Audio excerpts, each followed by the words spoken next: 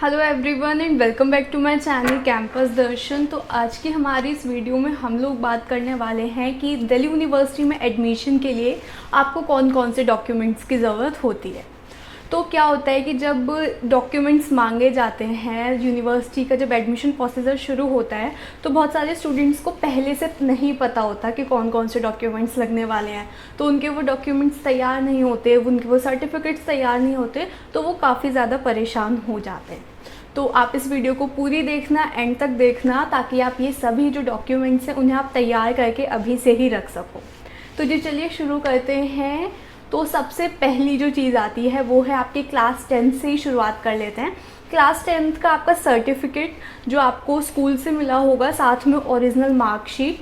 अब कुछ कॉलेजेस हैं जो कि दोनों चीज़ें मांगते हैं, कुछ कॉलेजेस हैं जो बस 10th की मार्कशीट मांगती हैं या फिर बस सर्टिफिकेट मांगती हैं। क्योंकि क्लास 10th की जो मेन है वो आपकी DOV चेक करने के लिए, डेट ऑफ बर्थ को वेरीफाई करने के लिए मांगा जाता है, 10th का सर्टिफिकेट या मार्कशीट। तो आपके पास ये दोनों चीज़ें होनी चाहिए। उसके बाद क्लास 12th का प्रोविज़नल सर्टिफिकेट की अगर मैं बात करूँ तो प्रोविज़नल सर्टिफिकेट बहुत कम स्कूल्स प्रोवाइड करते हैं, बट दिल्ली यूनिवर्सिटी के कुछ कॉलेजेस जो हैं वो आपसे प्रोविज़नल सर्टिफिकेट मांग लेते हैं।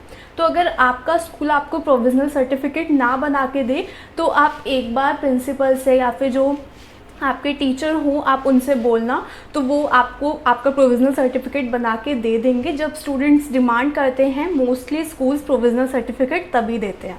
उसके अलावा जो आपका सर्टिफिकेट होता है क्लास 12th का एंड जो ओरिजिनल मार्कशीट है, वो दोनों चीज़ें तो मेन हैं ही।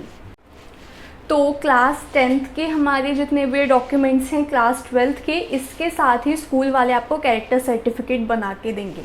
बट वो कैरेक्टर सर्टिफिकेट आपका लास्ट 6 मंथ्स का ही होना चाहिए। कैरेक्टर सर्टिफिकेट की वैल्यू 6 मंथ्स तक की ही होती है। तो जो गैप ईयर वाले स्टूडेंट्स हैं वो यही पूछते हैं कि उनके लिए कौन कौन से डॉक्यूमेंट्स की रिक्वायरमेंट होती है, तो वो मैं वीडियो के एंड में बताने वाली हूँ।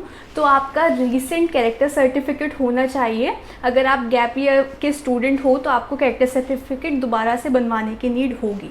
इसके साथ में ट्रांसफ़र सर्टिफिकेट और माइग्रेशन सर्टिफिकेट आपको स्कूल से मिल जाता है, तो ट्रांसफ़र सर्टिफिकेट जो है उसकी रिक्वायरमेंट होती है। अगर वैसे तो जो हम फॉर्म भरते हैं उसमें आपको पासपोर्ट साइज़ फ़ोटोग्राफ लगाना होता है, बट अब तो जैसे ऑनलाइन पूरा प्रोसीजर है, तो आप अपनी एक पिक सोच के रखना कि आपको कौन सी लगानी है फॉर्म में, और साथ में स्कैन सिग्नेचर जो हैं वो भी तैयार रखना। अगर आप किसी भी रिजर्वेशन कैटेगरी से बिलोंग करते हो, कोई भी आपका कोटा है, तो उसका कास्ट सर्टिफिकेट होगा। अगर आप OBC नॉन क्रीमी लेयर से बिलोंग करते हो तो उसके लिए इनकम सर्टिफिकेट होगा आपका। अगर आप CW कोटे से बिलोंग करते हो तो आपका एजुकेशनल कंसेशन सर्टिफिकेट जो आपका होता है, आपको उसे बनवाने की ज़रूरत है, या फिर वो आपके पास हो सकता है कि अभी हो भी। जो भी ये स्पोर्ट्स एंड ECA की जो डिस्टिंक्शंस होती हैं, इनमें लास्ट 3 साल तक के सर्टिफिकेट्स आप लगाते हो, उनके बेसिस पे फिर लास्ट ईयर तो ट्रायल नहीं हुए थे, बट इस बार शायद ट्रायल हो, तो उसके बेसिस पे आपको वो उन सर्टिफिकेट्स के एंड ट्रायल के बेसिस पे एडमिशन दिया जाता है। तो इस वीडियो में हमने जाना कि आपको दिल्ली यूनिवर्सिटी में एडमिशन के लिए कौन कौन से डॉक्यूमेंट्स की नीड होती है। अगर आप एक गैप ईयर के स्टूडेंट हो, अगर आपने कोचिंग के लिए मेडिकल कंडीशंस की वजह से या फिर किसी भी रीज़न की वजह से 1 साल छोड़ा है, फिर उसके बाद आप इस साल एडमिशन लेने की सोच रहे हो, तो दिल्ली यूनिवर्सिटी में ऐसा कुछ नहीं है कि आपका एडमिशन नहीं हो सकता। दिल्ली यूनिवर्सिटी बिल्कुल अलाउ करती है गैप ईयर स्टूडेंट को, और ना ही आपका कोई अलग से एडमिशन प्रोसीजर है।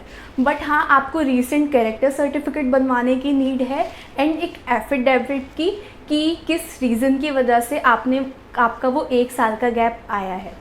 सो या that's it for today's video. Hopefully आपको ये वीडियो अच्छी लगी होगी। अगर आप दिल्ली यूनिवर्सिटी के एक एस्पिरेंट हैं तो आप इस चैनल को सब्सक्राइब बिल्कुल कर देना, क्योंकि इस चैनल पर ना बस आपको दिल्ली यूनिवर्सिटी की अपडेट्स मिलने वाली हैं, बल्कि आपकी एडमिशन प्रोसेस में भी बहुत ज़्यादा हेल्प होने वाली है। Thank you.